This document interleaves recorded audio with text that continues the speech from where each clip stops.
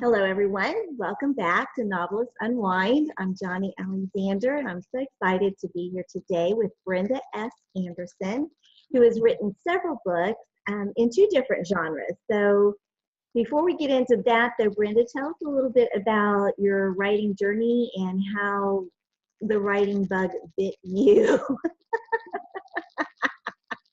Well, I've been writing since grade school. Oh, wow. So it's always been in my blood. So, but I didn't start writing, even though writing a novel had been one of my dreams. Yeah. I didn't start writing my first novel until our kids were in school full time.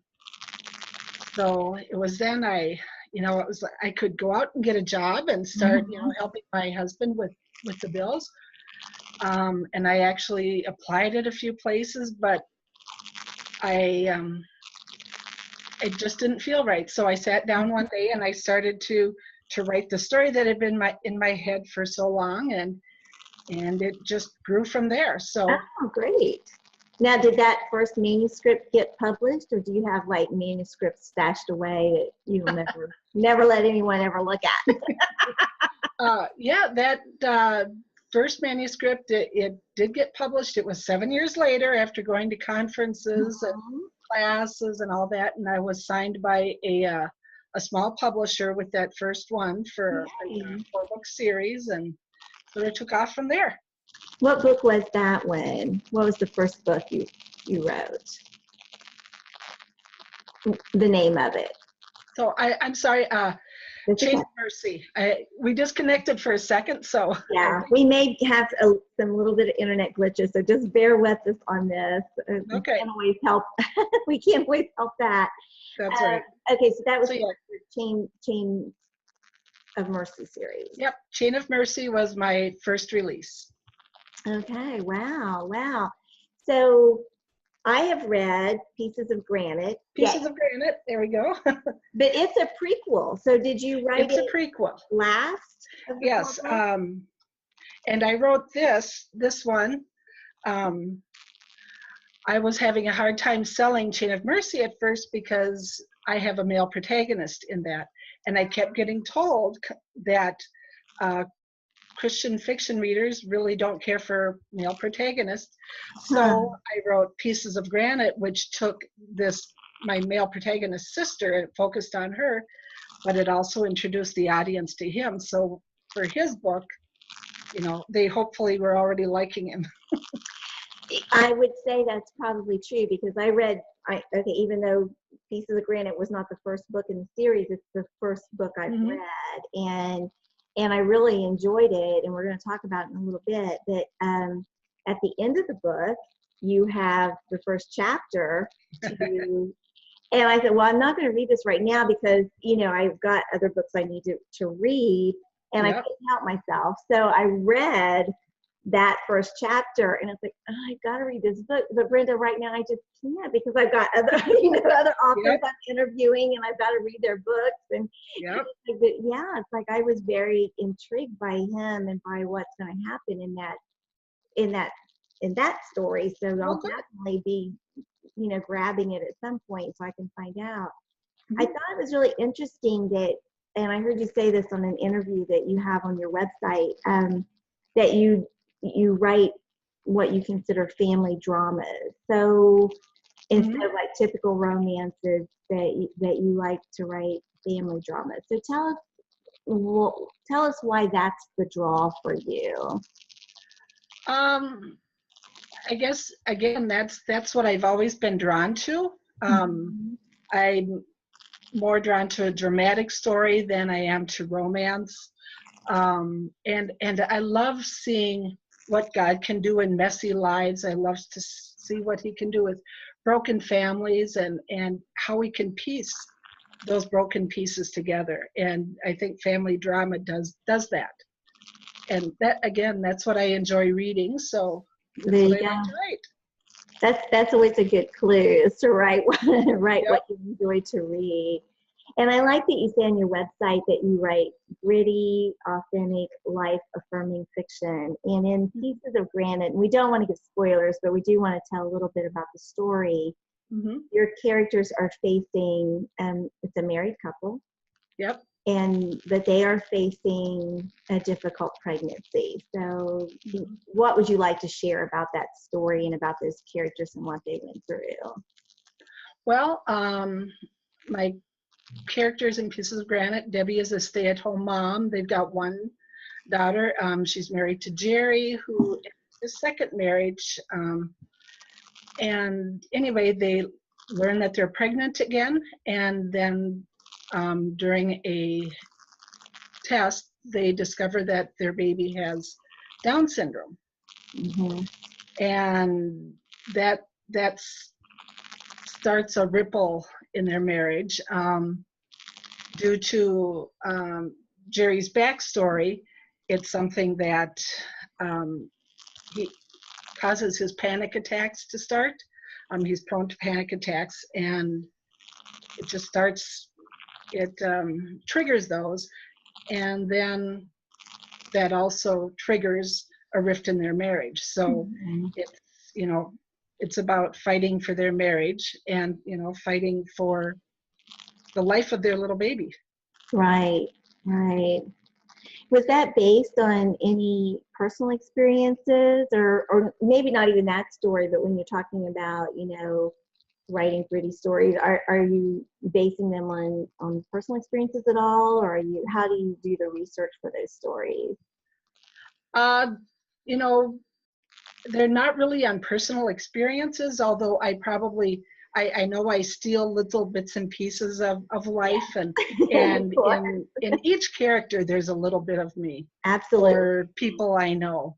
I know, like Jerry, the panic attacks, that came from my husband, who suffers from severe panic attacks. Oh, wow. So, you know, I see firsthand how people handle it and what it can affect. Okay, let's talk a few moments about Debbie, the protagonist in this story. What can you tell us about her? Okay, well, she's a former counselor, and that's actually where she met her husband. And she's more of a tomboy. She's definitely not a girly girl. You know, she'd rather play sports or watch sports than you know, learn about makeup or you know, scrapbook or anything like that. You know, she's definitely a tomboy. She has two older brothers, so she takes after them. What they like, she tends to like.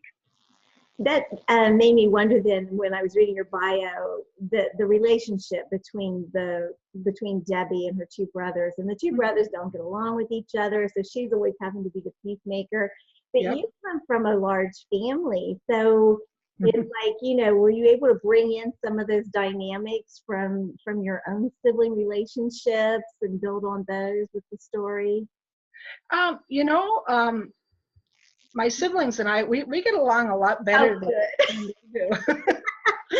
So, yeah, I don't know where that dynamic came from, actually. It works with the story. It does, yeah. Yeah, it does. It sounds like you had a very idyllic childhood. You want to talk about that a little bit, growing up in Minnesota on a farm? Yeah, well, my daughter will tell me I was spoiled growing up. It was a good growing up. You know, we didn't have a perfect family, but it was a good, loving family. And, you know, some of the things that I remember, you know, that I'll tell my kids about is, you know, we had our own sledding hill right across the road. We had our own skating pond. You know, we had hay lofts that we would build forts in, and Love it. or, you know, build stages in and put on little concerts or shows. Oh, and, wow. you know, and we could bike anywhere. You know, even though farming was a lot of work, I couldn't think of a better place to grow up. That's similar to me too. I grew up on a farm, and we had the hill behind the house where we could, you know, sled and a little stream to skate on when it froze over and that kind of thing. And it just, you know, it kind of took me back just reading about your experiences. It's like, yeah, this is fun. This is fun. And you still live in Minneapolis, right? Yes. I grew up about 50 miles west of Minneapolis, but yeah, now I'm in a North Minneapolis suburb. Okay, and I should also say Debbie is past president of the Minneapolis chapter of American Christian Fiction Writers. Are you still involved in the chapter? Oh yes, definitely. I'm involved as a participant now, which is rather nice. I was president for about 3 years, taking over from Stacy Munson, who I know you interviewed. Yes, we've interviewed Stacy. She's a friend, and I just adore her. She's so Yes, fun. I do.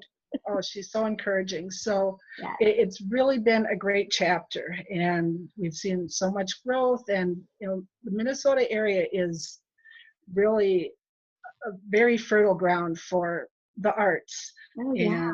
and writing and theater and anything like that. So it's a lot of fun. That is. And your chapter apparently does a lot of really cool things because you were named 2016 Chapter of the Year. Was that the year right? Yep.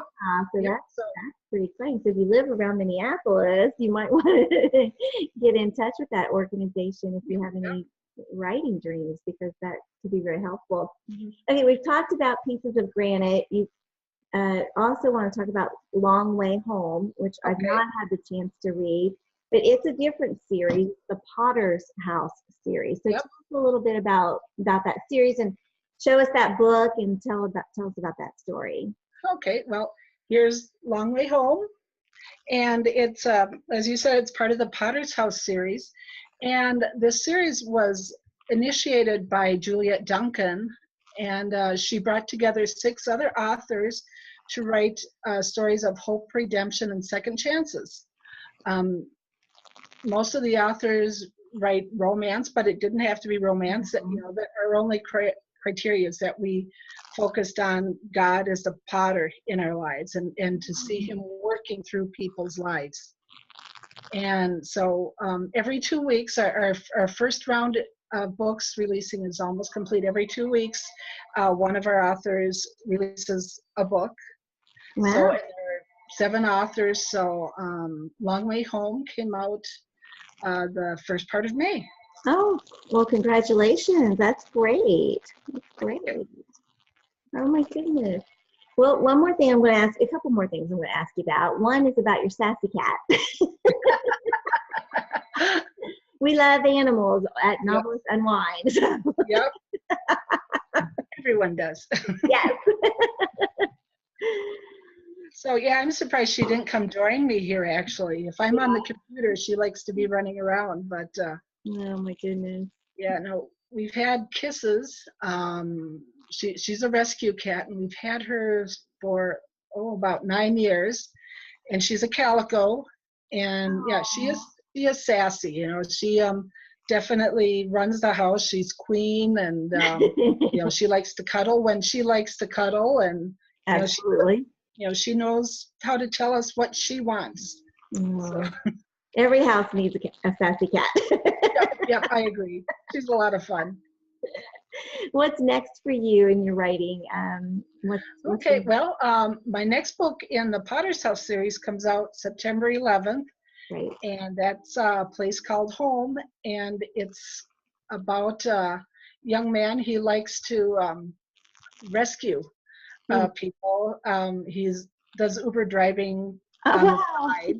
And he rescues some people and brings them to this home that's established for homeless young adults. So, and he ends up rescuing somebody who he falls for. Oh, wow. So that's what I'm working on right now, is putting that story together. So. Well, that sounds intriguing. And then in February, my final book with the Potter's House series comes out. So you're busy. Well, one last question. When you are all finished writing your story, what do you do to unwind? Oh, I didn't catch that last part. Let me try again. All right.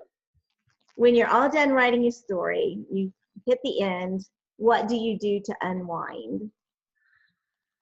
Oh, that's a good question. Probably, I was thinking when I'm done writing this this current one, I have what I call my happy place, and that's up along the North Shore of Minnesota, of North Shore of Lake Superior. And it's beautiful and it's peaceful. And I just love to go there and see what God created. It's just amazing. I'm not a sunrise person, but I will get up and watch the sunrise, and it's just beautiful and very peaceful. Oh, that sounds So, wonderful. so Yeah. that'll be my reward when this book is done. I'll say, I'm going up. Yeah, I like that idea. That sounds terrific. Mhm. Wow, Brenda. Well, thank you. Again, we want to apologize for the glitches, and thank you for sticking with us to watch Thank the you. interview. And thank you, Brenda, for just being with me today.